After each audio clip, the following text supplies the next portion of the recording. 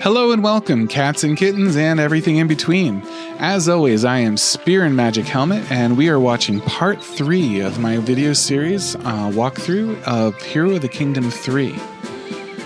Last time we played, we were going through the Green Valley Village and meeting everybody and gaining some fame and fortune and glory and learning how to cook and visiting an island and gathering pearls and valuables and just generally getting ready for the first big adventure that we're going to have in the game, which comes up in a moment. Today we are going to get through that adventure and maybe a little bit more, and we're going to stock up beforehand and explore and see how much of this wonderful story we can unlock. So we're going to start by heading straight down here and talking with the lovely gazelle. What I think you should do from here is try to stock up. This next part of the walkthrough is very RNG dependent. So we're going to do a section of this walkthrough that is likely to get us through smoothly, but it won't happen every time, and some improvisation will be needed. So let's see how we can do with minimal improvisation. We're going to stock up on 16 root and salt to start with. That's 20. I better not do that. Let me do what I recommend. We're going to get up to 16 of each. And we're going to need this for cooking. And if we didn't have a pan, we would buy one now, but we did get one, so that's fantastic. And we're going to buy 40 mushrooms. I know we can get them on our own, but it's very time consuming. They're not that expensive to start with. We did get our pan, so we have some disposable income. We're also going to need 3 torches total. Sometimes you find them in crates and things, but so far we do not have any. We did get a rope, so that saves us 15 gold. So we're not going to buy another one. And we're going to talk to our bestie on the bridge here and see what he has to say before we rest. What a beautiful waterfall. All right, dude. Thanks. Love chatting with you. All right. We are going to stop here, and we're going to cook and eat everything. I mean, we are going to binge. You get a really cute little animation as you cook. We're going to start by using our highest recipes resources first. Wear and tear on pots is used most efficiently by using the highest recipe you can, and you also get the most food for your ingredients with the higher recipes. Early on in the game, I am going to be making some 9-egg omelets, and I do mean 9 egg, just to get as much energy and food and use out of my food as I can. But as soon as I can stop making omelets, I'm going to. Now, just like fighting the goats in the last one, or hunting the goats in the last one, this is showing me that this is on the way, but I need 10 cooking before I can make these better recipes. So I'm not quite there yet. I also don't have fish. I'm not a fisherman yet. So we're just going to keep going with this for the time being. Make some delicious mushroom soup. And some delicious 8 omelet eggs. Ingredients are salt and 8 eggs. Kind of a diesel meal, if you ask me. If all goes well, when we're done with this, we are going to have about between 209 and 225 strength. And what's better is because time is passing while I'm doing all of this, the man on the bridge is going to be rip-roaring ready to chat with me as soon as I pop out of here. Oh, and we are going to talk. We're going to have a little soiree. And if I'm especially lucky, he's going to tell me a secret. If he does, let's just say I'm buying a shovel. I got an achievement for having 100 strength. That's really nice. Eating is a pain. As I've said, at some point you'll be able to eat 20, 30, 40, up to 100 food at once. But the first trigger where you go from 10 to 20 isn't for a little while here, so we really can't wait. A little bit of fun facts. So here's how wear and tear works for recipes. For a pan, which I'm using right now, which I was using to make the fried eggs, you get 17 uses before your pan breaks, no matter what you cook. No matter how big or little the recipe is, it's 17 uses. With the cauldron, it's 17 uses for 2 of the recipes you can use with the cauldron, the fish soup and the mushroom soup. If you make goulash, you'll only be able to use it 12 times with the cauldron before your cauldron breaks. So, just an interesting little piece of trivia there. Let's see where our strength fell. We're at 215, so right in that 209 to 225 range that I mentioned. And let's talk with our bestie on the bridge. The weather's so nice today. He wants to talk to me again. I've heard that there's some treasure in the Bat Cave. Na Bat Cave. Let's see if we can just go ahead and snag us a shovel. And we're going to do a little treasure hunting. Add that onto our mission in the Bat Cave. All right, let's pop on over to the Bat Cave, which is this way. And I'm just going to sort of sneak in here, talk to Brent. Look, Sonny, I've made new hunting equipment. Here, take it. It gives me 10 free arrows. Just pop on over here, check that rat. I can't kill it yet. It needs 6. I'm just barely halfway there. But bookmarked for later. I can kill a new rabbit. Hey, Wabbit. Goodbye, Wabbit. Archery is going up nicely. We're going to kill this rat, which we can take. Its combat is only 2. There's going to be a good chance when we go in here that we're going to break our sword. For every 100 strength you use on your sword, you will break it. So, and swords cost 100 gold. So it's a main part of your money in this is going to be losing items, tools, and weapons, and having to rebuy them because they break. It's not so inconvenient early in the game when enemies are using 5 strength to kill. But you're going to hit a point later where they're 60 strength to kill, and you're going to kill 2 enemies and break your weapon. So we have various quest items being triggered here. We have the mushroom quest from earlier when we talked to Lisa.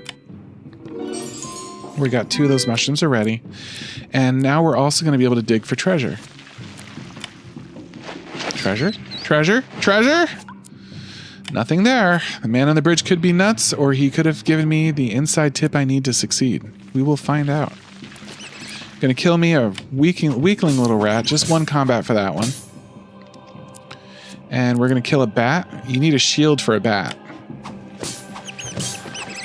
I had a bat get loose in my room once, and it freaked me out. And I did not use a shield to kill it. I caught it with a fish net from my aquarium. It's awfully dark here. I need more light. This torch will burn forever. It'll never burn out. It is an eternal torch. You get a lot of torch for your money with that shop. Can I kill you yet? I can. My combat's already up to 7. I'm going to get some real good loot in here. I mean real good. I get 2 healing potions and 38 gold. There's a lock here, but it's going to be a long time before I can pick locks to get into that chest. There is also a pillar of salt here. I cannot mine yet, and this green over here is sulfur that I cannot mine yet. Important to know for later. Also, missable detail, there's a crate right here. This crate can have a torch, a rope, 5 gold, or 3 salt. I'd be happy with any of them. Yeah, rope is just fine for me. Let's kill this bat and continue our rampage, our murdering spree, if you will. Getting better at combat all along the way, which is extremely important. Grab me this one. Got most of the glowing mushrooms I need. Kill me this bat. We're going to pop on down here. We need a rope for that. We've got a rope and we bought a rope, so we're good.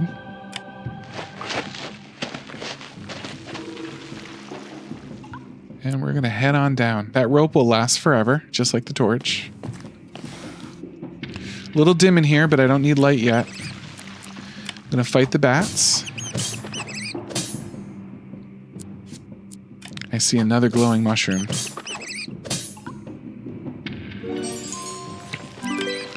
And a place where the eternal torch comes down. That right there is crystal in the background.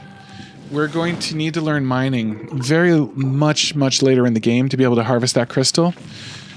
By the end of the game, you need 24 crystal, and it is the hardest of the end game post-win the game quest to achieve.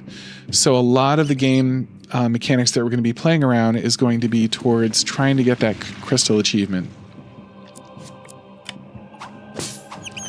I don't think we're going to be able to kill these big bats. We can try to dig again. Nothing there either. We got the final glowing mushroom for our glowing mushroom quest, and I might be able to kill that one at 10. How close are we? We're at 8. The treasure's right behind that bat, so we really want to kill that bat. As soon as we get 10, we're going to pop back. It's a really good treasure. There's also, if you notice here, there's a vein of silver that we're going to be able to mine for later. So this cave is rich in minerals and very relevant once we get the mining skill. Alrighty, that being said, we are going to pop out of this cave and pop right back in because it's going to make a rat reappear. And we're trying to grind up to that 10 combat if we can. Nothing. It was worth a try. And now that we're out here, we are going to kill some snakes, which we cannot kill. But here's where the improvisation comes in. We can kill this guy. Maybe get a point for that. Got a point for that. We need one more. We've got these mushrooms here. We're going to pop in the basement, complete this quest, and get this one. Maybe get a combat for that. I got better. So I've got the 10 I need. I'm going straight to that cave to get my treasure. Maybe even a combat point. Nice. So very nice. Kill this rat. I think that breaks my sword. Am I right? Not quite yet, but it's real close. There's no way to tell how damaged or close to being broken your sword is. You just breaks. So unless you're counting up to 100, you're not going to know. And eventually you're going to have so many different weapons that you're not going to be able to count. So we're going to dig for treasure here. And we found some treasure. We found 120 gold. Very useful. We found a piece of jewelry. Very useful. And a pearl. Very useful. Lots of stuff that we're going to convert right into money. And then we're going to convert right into resources to continue the game. And we got some treasure. So we got the lucky achievement. Can we kill any of these? No. See, that's 13. We can kill 12. And if we get a point from this, we can kill the next one too. But I think my sword's going to break. Nope. No and no. Alright, let's pop out of here. Let's kill snakes until our sword breaks and pick up any little things that pop up along the way. Pull this veil back just a little bit here. Break my sword as I thought. And we're going to slip back and pick up a new sword real quick. Alright, we've got a lot of things we can be doing at once right now. We're going to go kill the bat. The last bat. There's no reward for killing all the bats, but you can get combat from it if you're lucky. Alright, we are going to click on this wood and trigger a sub-quest for the wood quest. Here's the wood that needs to be delivered to the mayor's house. I can't do that without a horse. We're going to kill this snake.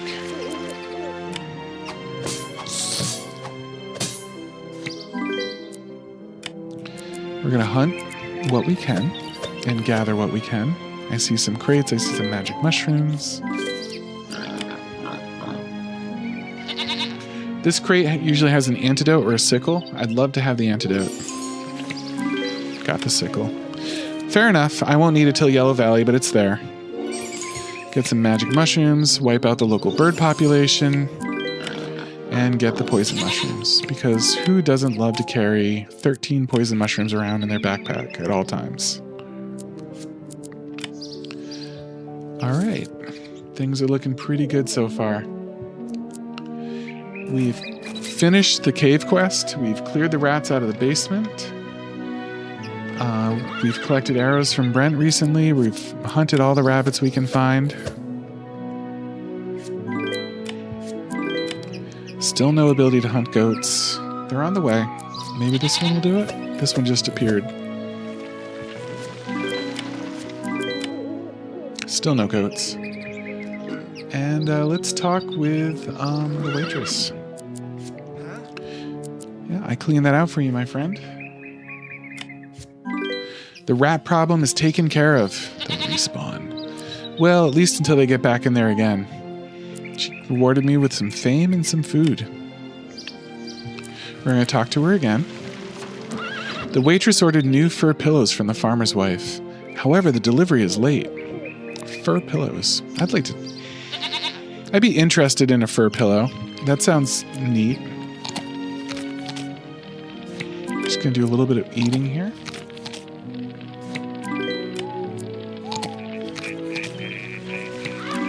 We are also going to sell those valuables. And down to 2 fur. We do need the 2 fur.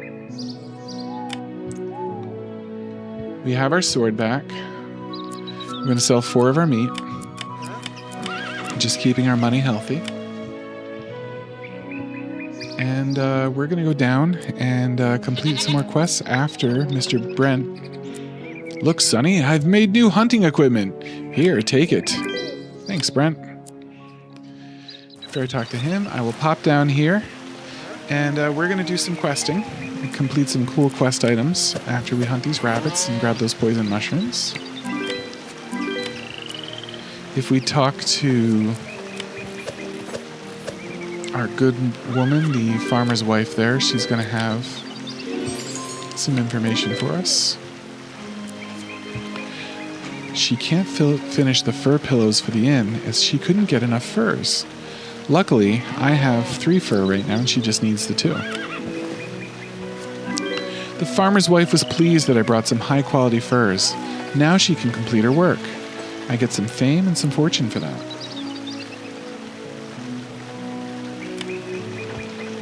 Alrighty. I am going to talk to the farmer himself, who is now my friend. The farmer might lend me a horse. And by lend, he means rent. If I'm famous enough, which I am just famous enough now that I've helped his wife. So I have this horse, theoretically. I promised the farmer that I would take good care of the horse. We're going to name this horse Luca. Luca Jin. And we're going to go up and anything we can collect along the way we're going to grab, but I think it's pretty clear. And we are going to collect that wood. Hello, wood. I also notice that the local bird population is trying to repopulate, so we're going to wipe that right out. Snuff that little effort back out. No chicks for you. I'm going to eat them. I'm going to eat your babies. We are going to deliver this wood back over to the assistant.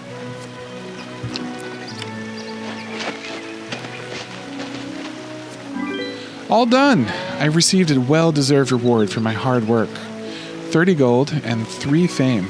You get 3 fame for, saving people's lives, but for apparently this guy is real happy that I helped him with his wood. Alright. And with that, we are going to return the horse. I don't know if there's any consequences for not returning the horse, but I do not feel like a hero until I do. I return the horse to the farmer. And I'm going to pick up these pillows. The pillows are finally finished. I can take them to the inn. Let's bring those right on up to our good friend at the inn here, Miss Waitress. The waitress ordered new fur pillows from the farmer's wife. However, the delivery is late, and the delivery is now here, my good woman. 20 gold, and not even a thank you. Just here, take my money. Let's pick up these magic mushrooms that have respawned. Every time you collect something, it'll take longer for it to respawn the next time. But if you don't collect it right away, then it's going to respawn less because it never has to try to respawn. Alrighty. With that, we've gotten a lot done this episode. I'm going to call that an episode. It's been wonderful having all of you with me. I hope you're still enjoying this walkthrough. If you feel like you've enjoyed the video, I'd really appreciate it if you gave it a like. I'd love to hear your thoughts on anything that might have been going on, anything that you thought about, anything that you can relate to, or memories you've had from this game. In the comments, I will make a very strong effort to jump in and respond to any comments I see. And if you want to watch the rest of this walkthrough and go through this journey with me, please feel free to subscribe. It would make me very happy to share this with you. All right, everybody, thank you so much and have a great rest of your day. Take care.